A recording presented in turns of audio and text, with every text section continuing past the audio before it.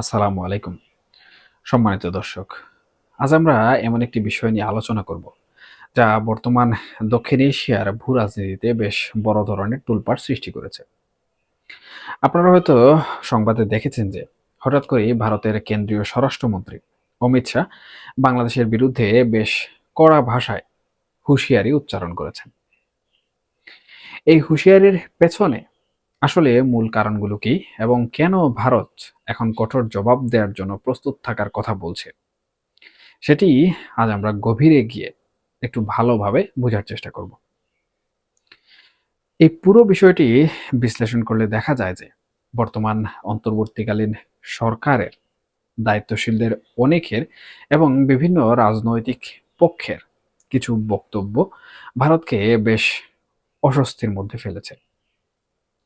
বিশেষ করে chicken snack বা শিলিগুড়ি করিডোর দখলের হুঁশিয়ারি এবং ভারতের মানচিত্র বদলে দেওয়ার যে হুমকির কথা সংবাদ মাধ্যমে উঠে এসেছে, তা দুই দেশের সম্পর্ককে কেবল তিক্তই করেনি, বরং এক ধরনের নিরাপত্তার হুমকির দিকেও কিন্তু ঠেলে দিয়েছে। শিলিগুড়িতে দাঁড়িয়ে অমিত শাহ যখন বলেন যে ভারতের ১ ইঞ্চি জমিও কেউ স্পর্শ করতে পারবে না, তখন সেটি কেবল রাজনৈতিক কোনো ভাষণ ছিল না, এটি ছিল একটি সরাসরি নিরাপত্তা বার্তা। এই বিষয়টি কিন্তু বুঝে নিতে হবে। ভারতের উত্তর পূর্বাঞ্চলে ৭টি রাজ্য বা সেভেন সিস্টার্সকে মূল ভূখণ্ডের সঙ্গে যুক্ত রাখার একমাত্র রাস্তা হলো এই চিকেন স্নেক করিডোর। তাই এই এলাকার নিরাপত্তা নিশ্চিত করতে ভারতের নিরাপত্তা বাহিনী যে সর্বদা প্রস্তুত রয়েছে এবং এখানে কোনো ধরনের অস্থিরতা তৈরি হলে তারা যে কঠোর জবাব দেবে, সেই বিষয়টি তিনি অত্যন্ত পরিষ্কারভাবে কিন্তু জানিয়ে দিয়েছেন। আমরা যদি লক্ষ্য করি তবে দেখব বাংলাদেশের অন্তর্বর্তীকালীন সরকার ক্ষমতায় আসার পর থেকে ভারতের বিরুদ্ধে এক ধরনের আক্রমণাত্মক বক্তব্য বিভিন্ন মহল থেকে নিয়মিত আসছে। যদিও গত কয়েকদিন এই ধরনের বক্তব্যের মাত্রা কিছুটা কম ছিল, কিন্তু হঠাৎ করে অমিত শাহ কেন এই সময়টিকে বেছে নিলেন, তা কিন্তু বেশ ভাবনার বিষয়। এই উত্তেজনার মাঝে আরো একটি অত্যন্ত গুরুত্বপূর্ণ ঘটনা আমাদের নজরে রাখা দরকার। সম্প্রতি বাংলাদেশের পরিবেশ ও জলবায়ু বিষয়ক উপদেষ্টা সৈয়দা রিজওয়ানা হাসানের সঙ্গে চীনের রাষ্ট্রদূত ইয়াও ওয়েনকে তিস্তা নদীর ভাঙন কবলিত এলাকা পরিদর্শনে যেতেও কিন্তু দেখা গেছে। এটি রংপুর অঞ্চলে অবস্থিত, যা ভারতের শিলিগুড়ি বা চিকেন স্ন্যাক করিডোর থেকে খুব বেশি দূরে নয়। ভারতের গোয়েন্দা সংস্থাগুলো মনে করছে এই অঞ্চলে চীনের আধিপত্য বৃদ্ধি পাওয়া বা চীনের রাষ্ট্রদূতের এই সফর এক ধরনের উস্কানি হিসাবে কিন্তু কাজ করতে পারে। ভারতের আশঙ্কা হলো তিস্তা প্রকল্পে চীন যদি বড় ধরনের বিনিয়োগ করে এবং সেখানে যদি তাদের প্রযুক্তিগত উপস্থিতি বাড়ে, তবে তারা সহজেই ভারতের শিলিগুড়ি করিডোরের উপর নজরদারি চালাতে পারবে। এটি ভারতের জাতীয় নিরাপত্তার জন্য একটি বড় ঝুঁকি হিসাবে কিন্তু গণ্য হচ্ছে, কারণ নেপাল, ভুটান, বাংলাদেশ ও চীনের ভৌগোলিক অবস্থানের কারণে এই চিকেন স্নেক এলাকাটি অত্যন্ত সংবেদনশীল। ভারতের প্রভাবশালী গণমাধ্যমগুলো অমিত শাহের এই বক্তব্যকে কেবল রাজনৈতিক নয়, বরং অত্যন্ত তাৎপর্যপূর্ণ নিরাপত্তা বার্তা হিসেবে দেখছে। তারা মনে করছে যে বাংলাদেশে বর্তমান পরিস্থিতিতে জঙ্গি বা নাশকতামূলক কার্যক্রম বৃদ্ধি পেতে পারে এবং সেই সম্ভাবনা থেকেই ভারত সীমান্ত এলাকায় কড়া নজরদারি ইতিমধ্যে কিন্তু শুরু করেছে। চিকেন স্ন্যাক দখল করার যে স্লোগান বা ঘোষণা বিভিন্ন সময়ে বাংলাদেশের রাজপথ থেকে শোনা গেছে, তাতে ভারত অত্যন্ত গুরুত্বের সাথে নিয়েছে। এমনকি হাসনাত আবদুল্লাহ বা সার্জিস আলমদের মতো তরুণ নেতাদের কিছু বক্তব্যকে কিন্তু ভারতীয় গণমাধ্যমগুলো উস্কানিমূলক হিসাবে চিত্রায়িত করেছে। ফলে শিলিগুড়ি থেকে দেয়া অমিত শাহের এই বার্তাকে একটি বড় ধরনের সতর্ক বার্তা হিসেবেই আমাদের দেখতে হবে। এখানে আরেকটি বিষয় আমাদের ভুলে গেলে চলবে না, তা হলো ভারতের নিজস্ব অভ্যন্তরীণ রাজনীতি। আগামী এপ্রিল মাসের দিকে পশ্চিমবঙ্গে বিধানসভা নির্বাচন হওয়ার কথা রয়েছে। রাজনৈতিক বিশ্লেষকদের অনেকেই মনে করেন যে বিজেপি বাংলাদেশের ইস্যুটিকে ব্যবহার করে এবং জাতীয় নিরাপত্তার প্রশ্ন তুলে পশ্চিমবঙ্গের রাজনৈতিক মাঠ নিজেদের অনুকূলে আনতে চাইছে। তবে কেবল রাজনীতিই শেষ কথা নয়।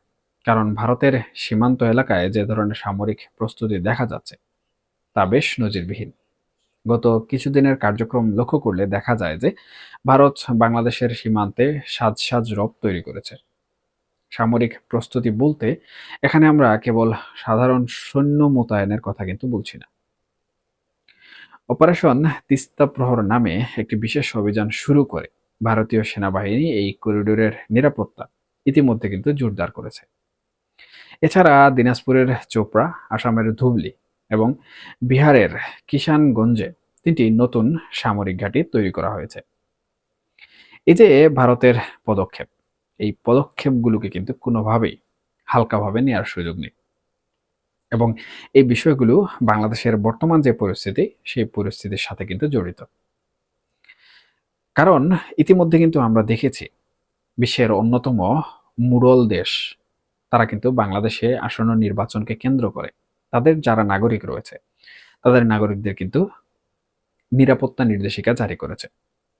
ডোনাল্ড ট্রাম্প বিভিন্ন সময়ে নিরাপত্তা ব্যবস্থা আরো এক ধাপ এগিয়ে নিয়ে যেতে দ্বিতীয় বিশ্বযুদ্ধের সময়কার পুরনো ও পরিত্যক্ত বিমান ঘাঁটিগুলো পুনরায় চালু করার উদ্যোগ নেওয়া হয়েছে।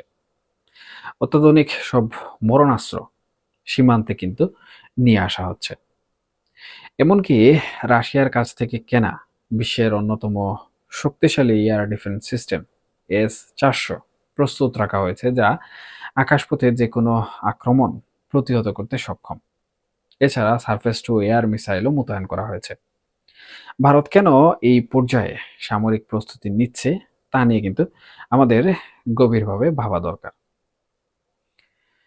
তারা কি বাংলাদেশে কোনো মৌলবাদী শক্তির উত্থান বা সাম্প্রদায়িক অস্থিরতা নিয়ে সত্যিই খুব আতঙ্কিত, নাকি এর পেছনে বড় কোনো আন্তর্জাতিক ছক রয়েছে তা কিন্তু খতিয়ে দেখার সময় এসেছে। সম্প্রতি ওয়াশিংটন পোস্টের একটি রিপোর্টেও উল্লেখ করা হয়েছে যে বাংলাদেশে জামাতে ইসলামী বা এই ঘরানার দলগুলো ক্ষমতার কাছাকাছি চলে আসতে পারে।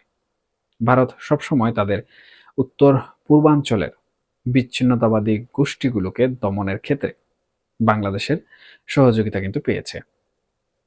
এখন যদি বাংলাদেশে এমন কোনো শক্তির উত্থান ঘটে যারা ভারতের স্বার্থের বিরুদ্ধে কাজ করবে, তবে ভারত যে চুপচাপ বসে থাকবে না তার প্রমাণই হলো এই সামরিক ও কূটনৈতিক তৎপরতা। একই সাথে চীনের প্রভাব বৃদ্ধির বিষয়টিও তারা খুব নিবিড়ভাবে কিন্তু পর্যবেক্ষণ করছে। চীনের সহায়তায় তিস্তা প্রকল্প গড়ে উঠলে শিলিগুড়ি করিডোরের নিরাপত্তা হুমকিতে পড়বে বলে ভারত যে দীর্ঘদিন ধরে উদ্বেগ প্রকাশ করে আসছিল, সেটি এখন সরাসরি সামরিক সতর্কবার্তায় রূপ নিয়েছে। পুরো বিষয়টি যদি আমরা বিশ্লেষণ করি তাহলে বুঝতে পারি যে বাংলাদেশ ও ভারতের সম্পর্ক এখন এক ক্রান্তিকাল অতিক্রম করছে। একদিকে বাংলাদেশের মানুষের নিজেদের অভ্যন্তরীণ পরিবর্তনের আকাঙ্ক্ষা, আর অন্যদিকে ভারতের তাদের নিরাপত্তা এবং প্রভাব বজায় রাখার চেষ্টা।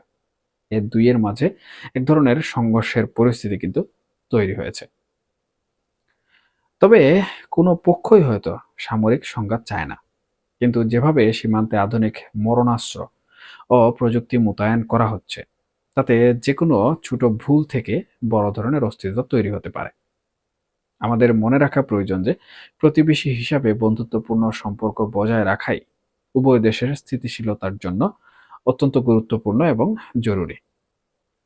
কিন্তু এই উত্তপ্ত বাক্য বিনিময় এবং পাল্টাপাল্টি হুঁশিয়ারি যদি চলতেই থাকে, তবে দক্ষিণ এশিয়ার স্থিতিশীলতা বজায় রাখা অনেকটাই কঠিন হয়ে পড়বে।